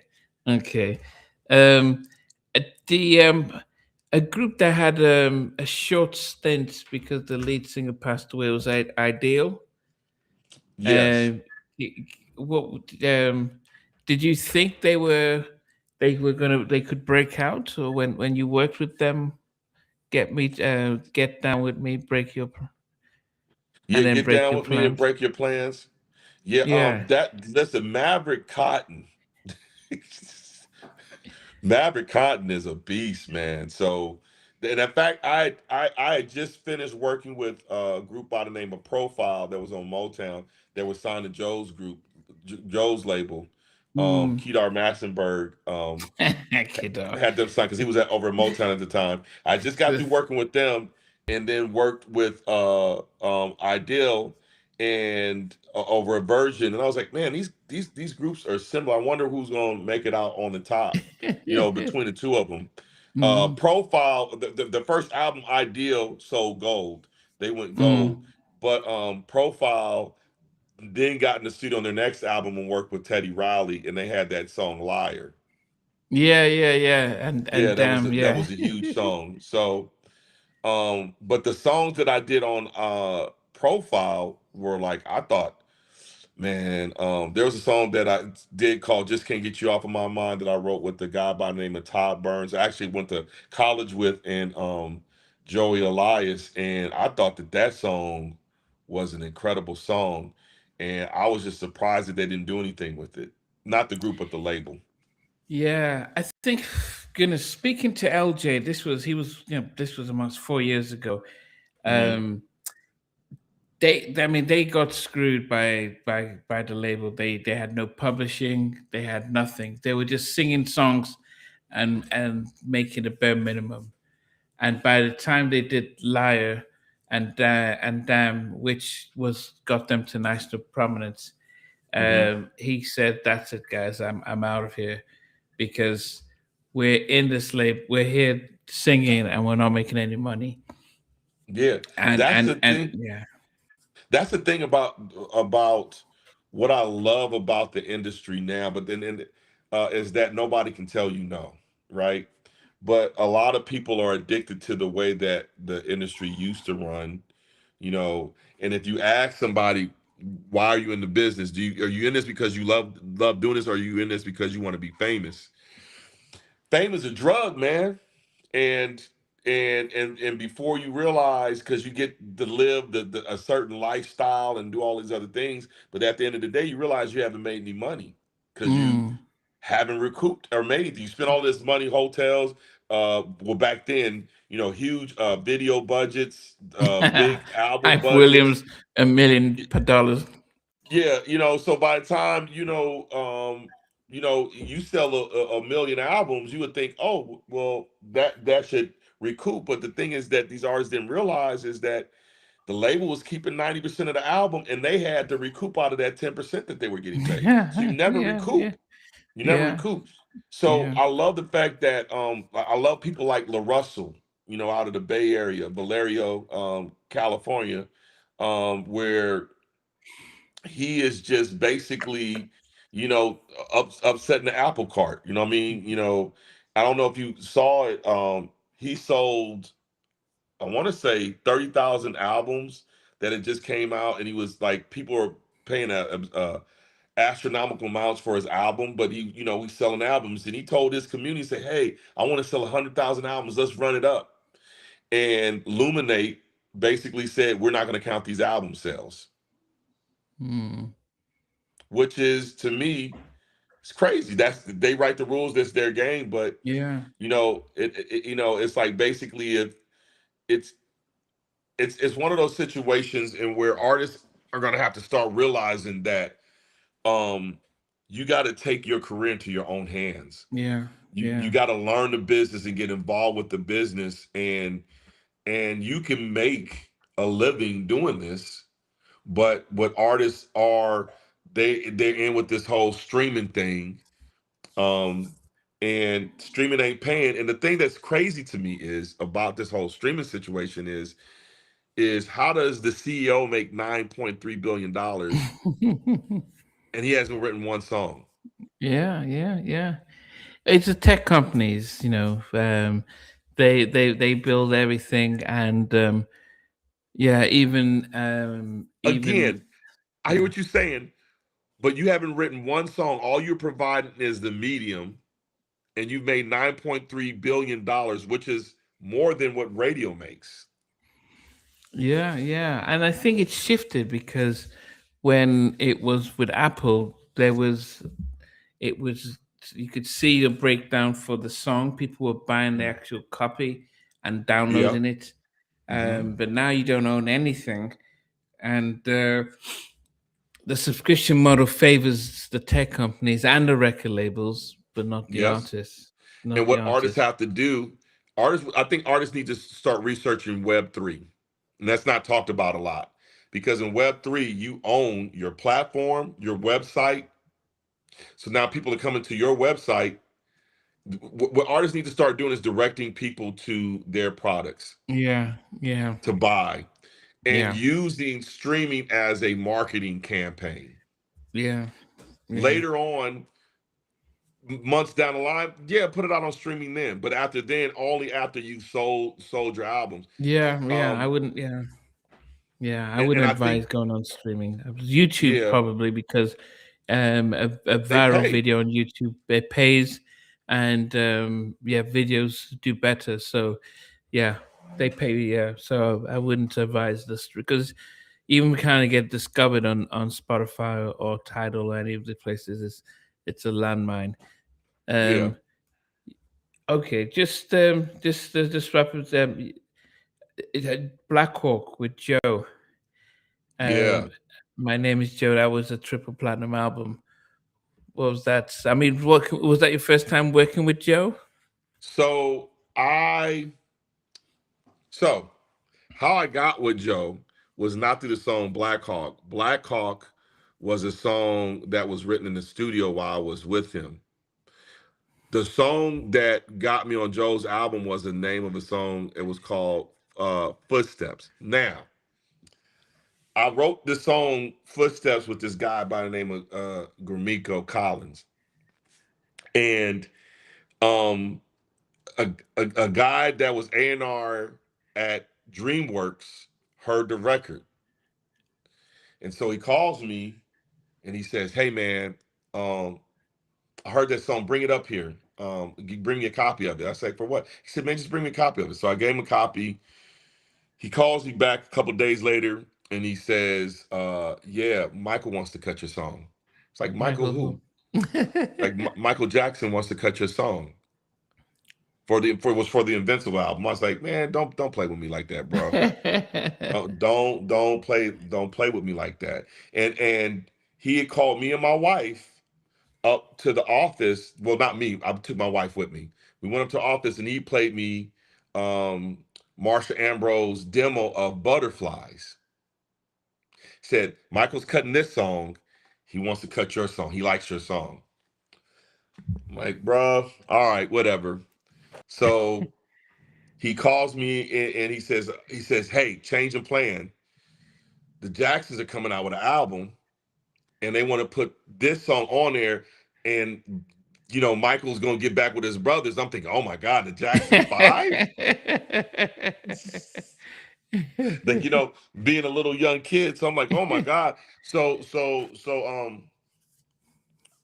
then was supposed to go on the Jackson Five. It didn't happen. Mm. So Joe ends up getting it and cutting it. And um he cut the song so fast. Like, I just felt like I was robbing him. Like, he basically was in the studio for a half hour and he was out. Now Oh, that's the he is it that he's one that good, takes. or is it that he's No, he that was good? that good. One takes. Down. One take. Boom. One take. Boom. I was like, yo. Like I said, I feel kind of bad, man. Let's write something else. And so that's how Black Hawk came about. Is we wrote it. uh, Me, myself, Joe, and Joshua Thompson. yeah, okay. Yeah, wrote that in the studio. Um, and that was really cool to watch how those two worked, Mm. because you can kind of see into their world of how they Because were Joshua, working. because I've interviewed Joshua, an older, more advanced and seasoned writer, Yeah, and yeah, Yeah, he like the way they wrote. I was like, okay, I'm gonna take some of these and put this in my bag of tricks. Uh, Love Hurts, Diana Ross. Sorry, not Diana Ross, Gladys Knight. Gladys Knight, yes. So that song came about through who we were talking about earlier, Randy Jackson. But I The American Idol, yes, Columbia, Mariah MD. yeah. Okay. So yeah, Randy Jackson and I knew each other from MCA, him working closely. I think, if I'm not mistaken, Randy used to be publishing AR at Sony, and then he ended up leaving Sony. He was either publishing or he was A&R at Sony. He was head No, of A&R at Columbia. Yeah. Columbia. That's right. That's right. And Mm, he ended up going over to MCA. mm, And my manager at the time was Alan Molina. This is after working with Face. Um, he calls and says, "Hey, I want you to produce Love Hurts on Gladys Knight." And I was like, "You got to be kidding me! Don't play with me, man. Don't play with me, because I love some Gladys Knight. Just the way that she sings and everything." mm, So we uh we reproduced it. Now, I mean, that song has so many different nuggets. I mean, the process. So I wanted the record to be a little bit more, what's the word I want to say? More organic and more live sounding than Jon B's version was, because she's more mature. So mm. I end up calling Greg Gaines Wow. Like that. You to just to call play him. the keys. Yeah, so he comes to my house, and we recorded it in my studio at the house. But you know for about 2 months, I never touched the piano that he played on. I was like, them fingers played on Off the Wall. Them fingers played on Thriller. I'm Hey, not he touching that also keyboard. played on. I think he played on Triumph and Destiny. Yeah, So man. yes. So I was like, he's up in my house, Greg Gaines. Oh my God. So we had, Greg Gaines, and Reggie Hamilton played the bass, who's an incredible bass player. And I remember we drove to Las Vegas, because our studio was in Las Vegas, and we were just cutting it. And I remember asking her, because she showed up to the studio late, and I wasn't upset. Like, I was like, I'm gonna wait till she come. It was patient. By the time she got there, we were hungry, so she sat down and ate with us, talked, allowed me to ask her questions. And so when we get in the studio to go record, I said, "How do you like to work?" And I just all the artists I work with, and that's why I mentioned her and Donna Ross were my two of my favorite artists working with. She Mm. says to me, she says, "How do you like to work?"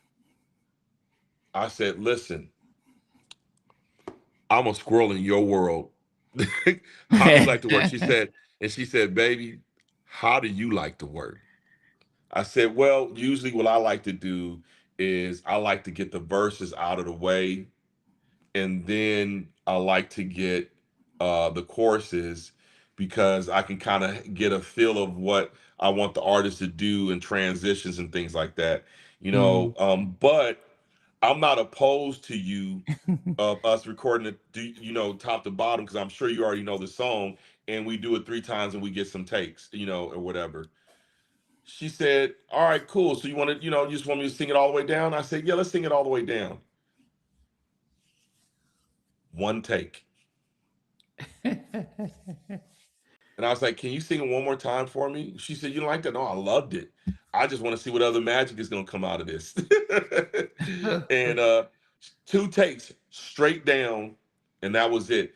And that showed me the difference of professionalism in artists from the 60s and 70s, Mm. and early 80s until 90s. Once technology has really harmed the artistry of being a singer.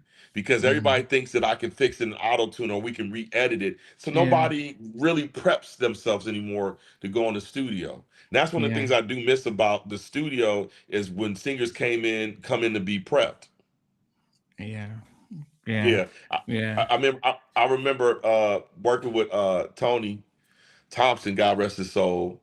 He had came to the studio and he was not prepared, and he came late, and I was heated. I was like, "Yo, man, look. I know you coming to L.A.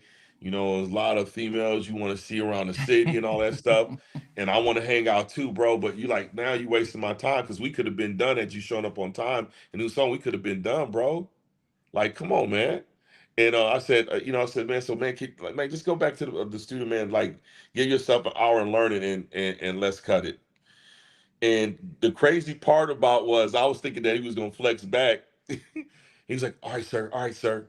I was like, "Dude, stop calling me sir, man. You like, why are you calling me sir?" Because I wasn't that much older than him. So, but it was just that's the difference again with Mm. artists of yesteryear versus today. Is these artists are back then really prepared? They Mm. would spend 3 or 4 days with the song. Even Yeah. with Diana,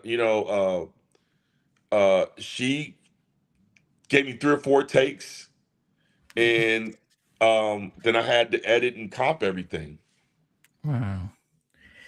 Um, Alex X Love Hurts was it written by Face Yes, and Jon recorded B by originally recorded. It was really like absolutely right. It was originally written by Kenny, and the but artist? our Larnay had nothing to do with it though. Oh, she didn't. No, she didn't have anything to do with it. She didn't record it. Okay. No. Okay. Okay. Okay. Um. So, Alex, you got some of the stuff wrong. Um. The 3LW um on their a Gail Can Mac. Funny. One more time. Do what you came to do. Do What You Came to Do never made the album. I was surprised because we never really finished that song, but they released it anyway. But that was, and I'll go back to the other ones. Do What You Came to Do wrote that with my song Gerald Moore and oh my gosh, why can't I remember her name right now? It was another friend of mine. She actually lives in Australia. We were working because her voice sounded so much like Lisa. Mm. Um, we were trying to get on that. What was the TLC album? Was it Future?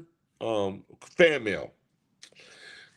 We were trying to get on the TLC album Fan Mail, and so we wrote that song for that was originally written for TLC, Mm. and then Tease heard it and said, "Yeah, let's cut this on 3LW," but it just didn't work for them because they didn't have the right type of voices for it. It needed that a woman with that nice little raspy voice, that sexy Mm. voice, and so it just didn't work for 3LW. But Funny and in fact, Funny was written by. I told you I'm working on an album with my guy Alex, not Alex, Alfred Jackson. He wrote that with us and another lady by the name of uh, um, Shauna Bolton. So we wrote that and One More Time together. Okay. Okay. Let me see now. Just Oh my through. boy! Oh my God, Joey Elias. Forgot to mention him. Yeah. And then, did you work with Dangerous twice or just once? Just once, but Gone, the song that I wrote, Gone, was Mm. put on like 3 or 4 different albums. Oh, okay. Yeah, because I could see it listed twice, but it's the same song. Yeah. Okay. Okay. Wow.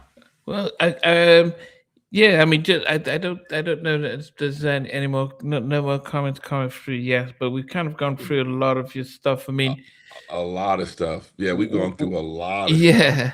What would you say is your proudest song or that you worked on? when you reflect on Hmm. Song that I did with Larnay called Infatuation.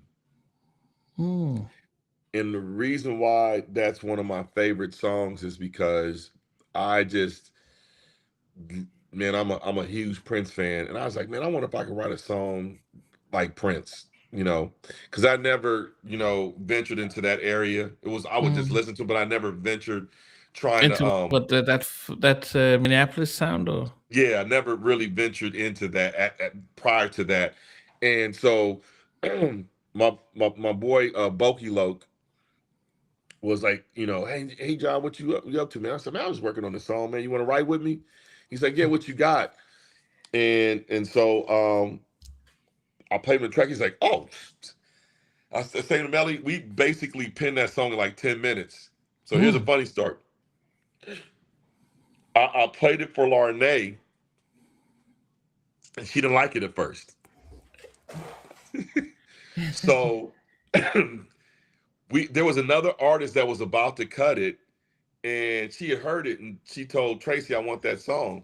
I was like, nah, I'm not giving that to Larnay. She didn't like it. She said, Larnay said she never heard that song. I'm like, nah, she heard it. She was in the studio, and she heard it. She said she didn't like it, so I want this other artist to cut it. And so anyway, uh she ends up cutting it, and word got back to me that Prince had heard it and loved it. So Wow. in my career, that's a proud moment, because in my career, having almost getting a chance to work with Michael Jackson and having Prince approve, one of my songs is just like, that's a highlight. Yeah.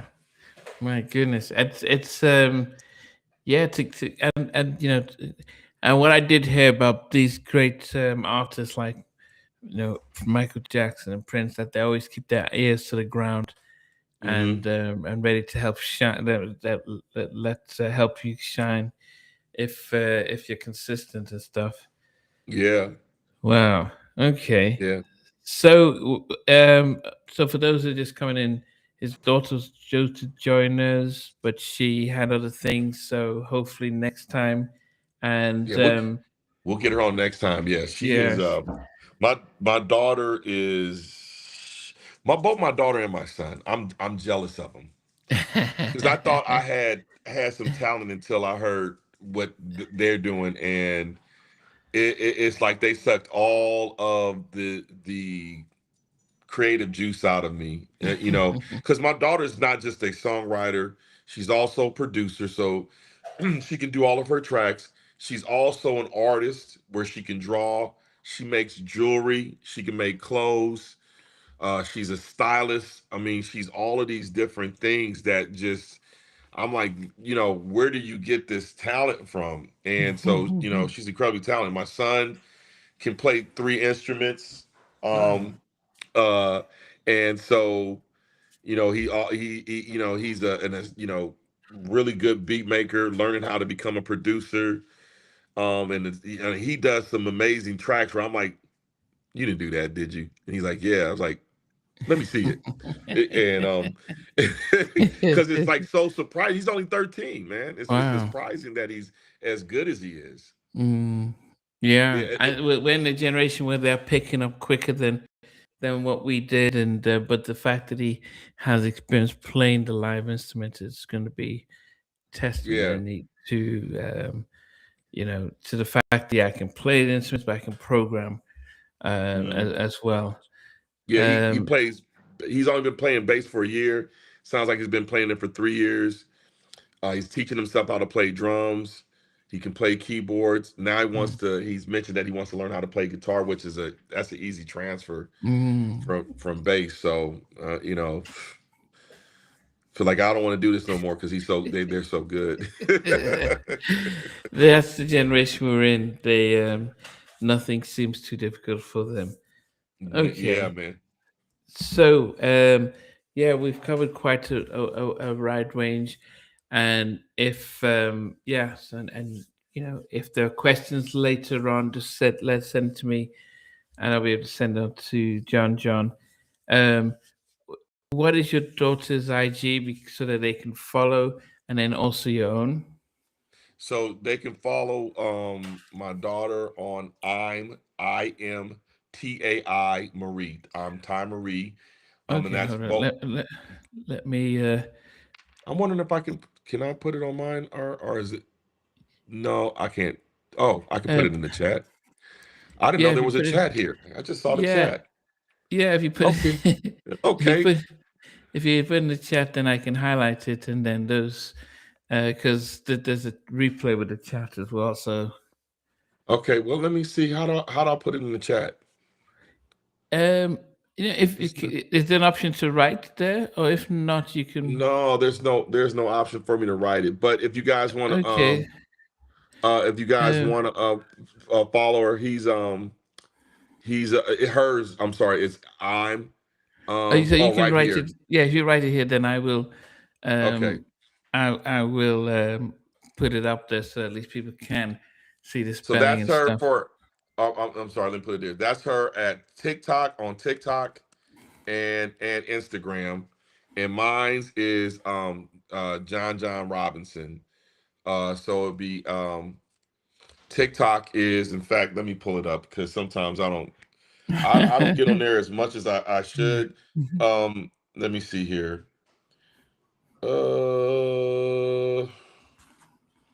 So mine is Jon Robinson. So for Instagram, it's this. For anybody that wants to follow me, ask questions. Like I'm always, sometimes every now and then give out some, information or gems, for the music business, because my whole thing is I'm in the space of educating people more about the business, because people get in this business and not realize how this business works. And so the business Mm, is like, it's different. And so they so that's the same for Instagram and TikTok. But yeah, okay. they don't understand like the business thing. So they don't understand how to read contracts, terminology in contracts, and even so, a lot of these attorneys, they know each other in the business. And Yeah, while yeah, yeah, sometimes you get a good deal, sometimes you don't even know if you are getting a good deal, yeah, or not. yeah, And I'm not saying that they're doing anything unethical. That's not what I'm saying. My thing yeah, is that you should never sign any agreement that you don't understand or know what it's saying. yeah. But there's lots of pressure, especially if it's your first one, and the Yeah, fears that if you learn and take your time, you know, that somebody will tell you off behind the camera. So it is such a shady business, and so yes, you're right. yeah. And so, but if you learn simple syntax and grammar, then it's a lot easier to understand, and you understand, if certain things are um for your benefit or not for your benefit. Mm, Of course you got there's things that you got to give up on your first deal, but my whole thing is in this day and age of nobody telling you no, if a record label approaches you, then it's like you can basically be like, what are you offering me? mm, What do I get out of it? yeah, Because definitely the right, case. because if they're listen, if somebody can make $30,000 to $40,000 doing music, I wouldn't even sign with a label. Yeah, I think people do like the easy way out, Hmm. and but if you want to make a career out of this, you've got to go the longer road. You've got to slow and steady. It's much quicker, much better in the long run. Yeah, Okay, exactly. so I was this looking is. through the I was looking through Go the ahead. questions real quick to see if there were anybody else. And there was no other questions on there that No, I saw. no. Yes. So this is his daughter's. As I said, IG. You can search her up, as well as Jon _Robinson. It's definitely been a pleasure to hear some of the stories behind the songs and stuff. Yes. And but definitely keep an eye out for his next project. He's got some real classic songs, but I guess it's